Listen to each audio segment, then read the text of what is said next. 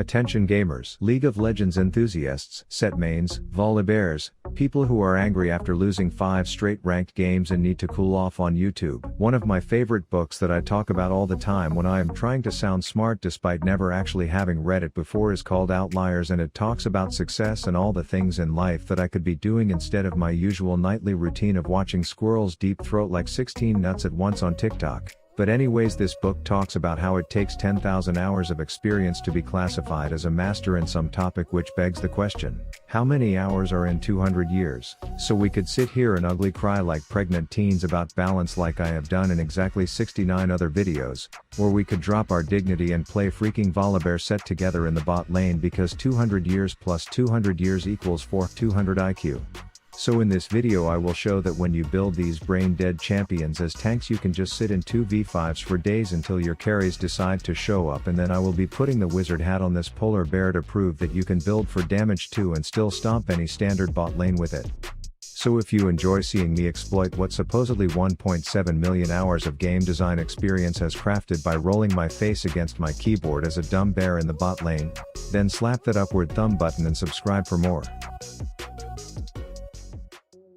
Okay, for the runes we decided to both go Predator in game 1 for the chase you back to base douche canoe strategies, and then when I went Magic Mike full AP Volibear I took Hail of Blades or whatever some dumb online guide said, but you honestly don't even need any runes because you are playing freaking Volibear Sett against quote unquote balanced early game ADCs. We are up against this sun stun slut that is used to being able to fully miss position in lane without any repercussions, but sorry honey, not today, as we get our level 2 and I run up to hit her with the punch munch and crunch combo, then Sett pulls her back and I light her on fire, which prompts that gold hard stuck greedy dumbass inside of me to flash before my W is off cooldown, resulting in a reaction from my duo that sounded like this. Oh,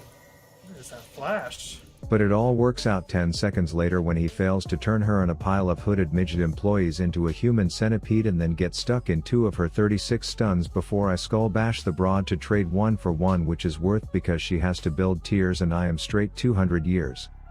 Then we decide to get an early roam on because taking Predator and not roaming is like having a Yasuo on your team and actually trying to win. It's pointless. So Mr. McFister gets in a slap fest with some sophisticated ape, which speaking of the windshitter attracts his brother to come join in, so I give the bladed butt muncher my attention for a bit until Monkey Man comes dashing back in only to immediately regret that decision and peace out. So back to Yone dumb as baloney to show that when you don't play little baby ADCs in the current meta you can just stand in river and pick fights with every Tom, Dick and Sally that comes by.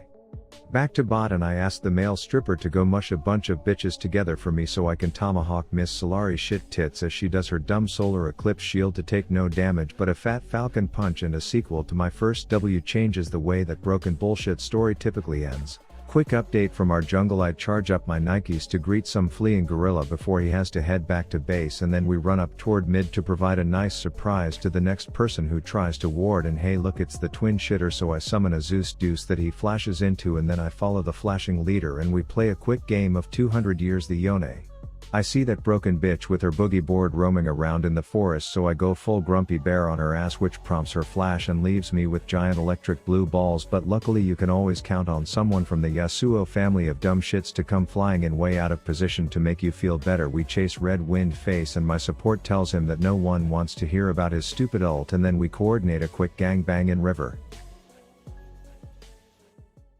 I find out their jungler kidnapped an innocent scuttle crab and shot one too many anabolics up its asshole, and I am not sure how to punish such behavior, so I just opt to play peekaboo you a stunt bitch instead, which prompts a few rounds of slash the dumbass before I unload my entire combo on his freaking clone as the horned up high school wrestler comes in to take the boys for a ride so Daddy Rav can get a breather. So I hang with the ghost of this shitter's past waiting for him to come back and resume getting pissed on by a python. Then we see a brand new baby scuttle come up for air, and we know now all the terrible things that upright ape does to these turtles, so we try to convince it to come to us, but the dumb crab would rather be monkey slapped instead, so our only play at this point is to take up the consolation prize of getting to take a fat group poop on this broken bullshit champ in her coconut bra.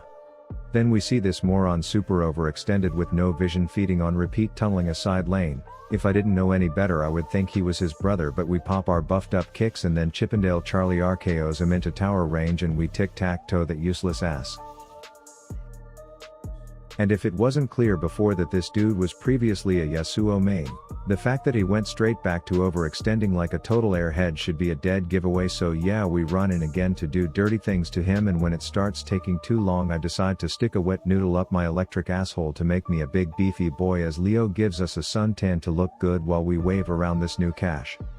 I run mid to see that the baboon and his broken bullshit shielded sidekick are trying to squash our team's dragonfly, so I tell my support to go male stripper status to distract them until I get there, and when I do, I effectively accomplish nothing except for not taking any damage because I'm a busted bear as Slither Tits purple fangs them down. Yone enters but he gets caught staring straight at the snake's tits, and that's a no-no, and she goes full-fledged feminism on his ass to punish such piggish antics. Then we decide to test the limits of 1.7 million hours of game design by mindlessly popping our Nike nukers and running into their whole teams like hired hookers, coming in to spin our meat all over them until Yone plays some Fruit Ninja and I stick a spark plug up my asshole to swell myself up, while everyone including that ape's clone gets caught staring right at my snake's tits, which results in 4 losers getting the death sentence for murdering a male stripper and me just running around like a clueless bear with a used spark plug hanging out of my asshole like a tampon. And at this point I am rocking a flawless KDA as a result of nothing other than raw skill with this champion that I have played a total of 1 time before in my life, as we stop in the bushes to throw some coke and Mentos in our shoes before running and getting rudely interrupted by the red windshitter and then synchronizing a ground pound in the middle of the action. I run around a bit slapping random targets with admittedly no real impact to the fight until everyone is dead except for Plasma Patty, so I burn everything to finish her off, hoping to prove that ADCs are just a few years shy of that 200 mark, and this results in 1 last dead bitch, 4 people giving up, a dancing polar bear, and a fat W for the boys.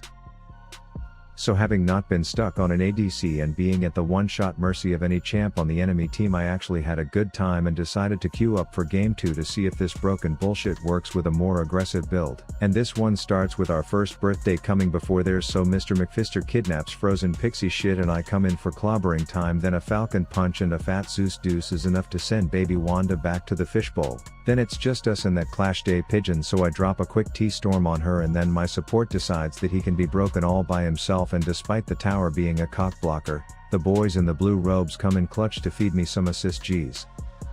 We come back to lane and I send a text to my jungler saying the knee nibbler and the Elsa costume set her swollen hands make her look stupid, which is enough to prompt a raging lunge punch to allow us to roll our kneecaps on our keyboards long enough to secure another easy kill. Then my support is shrub stalking, so I tell him to load up a game of Surprise You a Dead Bitch, but Lulu asks him how he plans on punching that peacock when he's a tiny snowman, but he breaks out and the bird gets exhausted, lit on fire, struck by lightning and cucked. Hashtag counterplay this, bitch. But we realize that there actually is counterplay to this 200 years, and it's by having even more 200 years yourself, as lamppost Lenny, king of the broken bullshit, comes helicoptering his way in, which makes the situation seem pretty hopeless until mini pixie tits with her pea-sized brain runs back into the storm to collect some death, which lets me say ding level 6 and use my humongous hop to get away from that pole twirling asshat. Then my support is just setting up a free dragon, and just when these muff munchers think they are going to get their first kill, he hits them with the fat shield and falcon punch combo as Xayah ults nothing and I stick the spark plug up my ass to send her back to base. Then I shift my focus onto tiny Hermione, but plans change when I get turned into a pocket-sized snowman, so I just bail out the back door instead. Turns out these little shitters planted a camera in the shrubs, so I am destroying the surveillance when they come in, so I say whoa whoa, they're little piggies who said you could leave your tower, as I chase them back to their pitiful pen and get a quick sky piss onto both of them, which prompts my support to flash and thinking with his giant man stripper balls instead of his brain, but Riot deems that behavior permissible on that champ.